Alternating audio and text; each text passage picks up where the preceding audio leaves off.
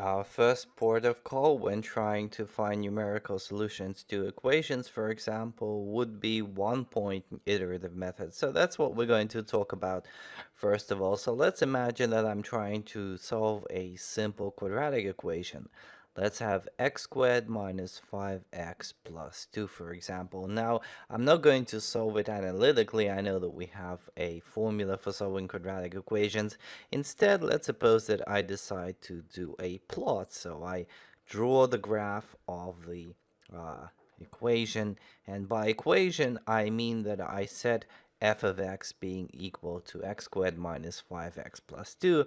So that's what I have on the y-axis. So I have y equals x squared minus 5x plus 2, and I observe what kind of results I actually get. So if this is a 1, 2, 3, 4, and 5, then I will observe something like the following. I'll have a parabola which goes through some point between 0 and 1, and then up it goes through the point between 4 and 5. I'm not very good at drawing these, but you get the idea. So let's suppose that I have some knowledge about the fact that there are two roots between 0 and 1 and 4 and 5. How can I prove that they are in fact in those regions?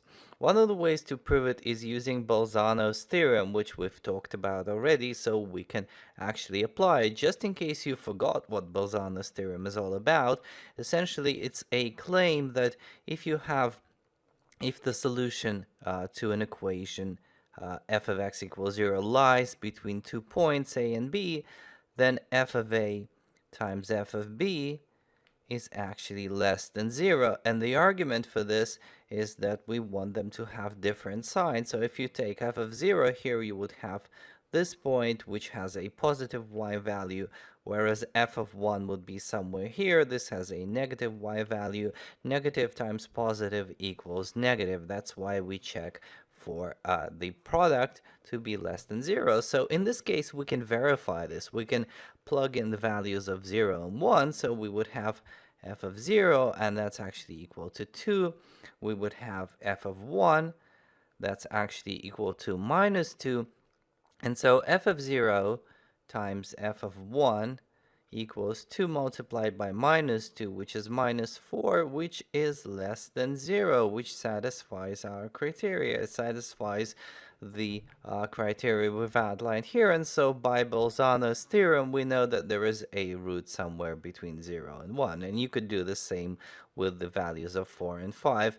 Now, in one-point iterative methods, what we're going to try to do is we're going to try to rearrange the original equation such that we have an x on the left-hand side. So let's remind ourselves, first of all, what the equation actually is. We have x squared minus 5x plus 2 being equal to 0. What I'm going to do is I'm going to take this x and I'll have it on the left-hand side of the equation, and I'll simply rearrange everything on the right-hand side. And after I do that, I end up with x being x squared plus 2 and divided by 5. So essentially, this rearrangement can give us an iterative scheme. It can give us a scheme which yields new and updated values of x as we kind of plug them into the equation. So essentially, we can rewrite this in the following form. We can say that x at the iteration k plus 1 is evaluated given the value of x at iteration k squared plus 2 divided by 5. And this should explain why we have the actual name of our topic as one-point iterative methods, because essentially the what's happening here is you only have a single point in the iteration. You have this point xk. There is only one piece of information that's actually being taken to produce the successive estimates. So that's why we call it a single point iterative method. So how do we apply this method? Well, it's actually really easy. First of all, you have to take an initial guess value. You have to say, for example, let's suppose that I take the initial guess to be equal to 1. And what I do is I take the value of 1 and I essentially plug it into this recursive formula. So I plug it into xk. I get 1 squared plus 2 divided by 5. That's 3 over 5, or 0.6. So my second guess at the solution is equal to zero point 0.6. Now I can decide what kind of precision I actually want from this method. So for example, let's suppose that I'm interested in 5 decimal places.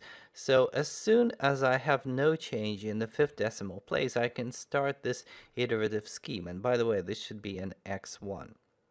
So as I keep plugging these values into the iteration scheme, I end up with the following set of values. So I have x2 being equal to 0.472, and I plug a few more values in here, and somewhere down the line I may get the value x7 being equal to 0.43845, and then I do this once again, and I have x8 also being 0.43845.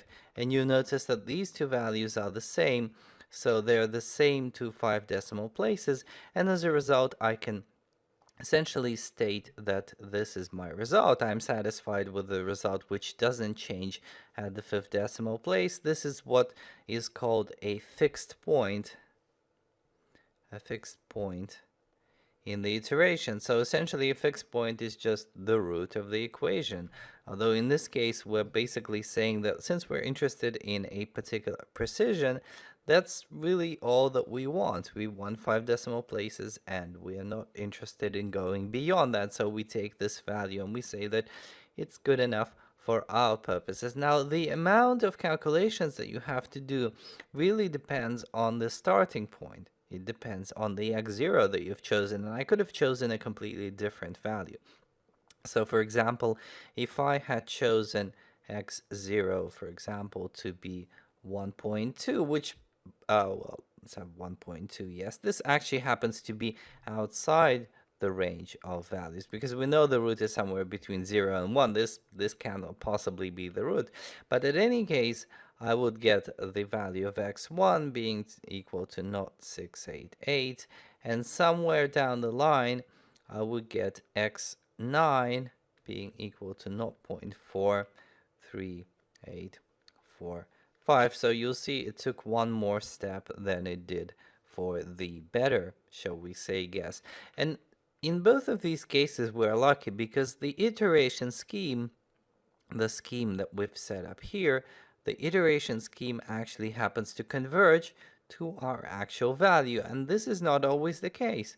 It's not always the case that your iteration will converge at all. For example, let's suppose if you have something like 3x squared minus 2x minus 2 equals 0, you can first of all, we know that there is a root between 1 and 2 because f of 1 is equal to minus 1, f of 2 is equal to 6. There is a difference of sign here, so we know that there is a root somewhere between 1 and 2. We can rewrite this formula, rearrange it so that we just divide everything by 2 and then take the x out.